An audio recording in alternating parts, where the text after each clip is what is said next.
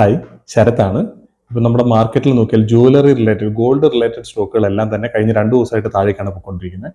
Retail jewellery ആണെങ്കിലും അല്ലെങ്കിൽ B2B കമ്പനികളാണെങ്കിലും താഴേക്കാണ് സ്റ്റോക്കുകളിലൊക്കെ price movement നടന്നുകൊണ്ടിരിക്കുന്നത്. അതിന്റെ റീസൺ ഒക്കെ എല്ലാവർക്കും അറിയാമെന്ന് വിചാരിക്കുന്നു. കഴിഞ്ഞ ദിവസം പ്രൈം മിനിസ്റ്റർ പറഞ്ഞൊരു കമന്റാണ്. അതായത് അടുത്ത 1 ഇയറിലേക്ക് പരമാവധി ഗോൾഡിലേക്കുള്ള സ്പെൻഡ് കാര്യങ്ങളൊക്കെ കുറയ്ക്കണമെന്ന് പറഞ്ഞിട്ടുണ്ട്. അതിന്റെ മെയിൻ റീസൺ നോക്കി കഴിഞ്ഞാൽ ഈ പറഞ്ഞ പോലെ റുപ്പിയുടെ ഡിപ്രീസിയേഷനും കാര്യങ്ങളൊക്കെ കൺട്രോൾ ചെയ്യാൻ വേണ്ടിയിട്ടാണ്. അത് ഈ പറഞ്ഞ ക്രൂഡ് ഓയിലിന്റെ പ്രൈസ് ഇൻക്രീസ് ആവുന്ന ഒരു പ്രശ്നമാണ്. സോ ഈ കാര്യങ്ങളെല്ലാം നിലനിൽക്കുന്നതുകൊണ്ട് തന്നെ ഗോൾഡിന്റെ കാര്യം മാത്രമല്ല വേറെ കുറെ സ്പെൻഡിങ്ങിന്റെ കാര്യങ്ങൾ പറയുന്നുണ്ട്. സോ അതിലൂടെ ഈ ഗോൾഡ് ഉള്ളതുകൊണ്ട് തന്നെ പരമാവധി ഒരുപാട് ആളുകൾ പാനിക് സെല്ലിംഗ് നടക്കുന്നുണ്ട് ഈ പറഞ്ഞ പോലെ ഗോൾഡ് റിലേറ്റഡ് സ്റ്റോക്കുകളിലൊക്കെ.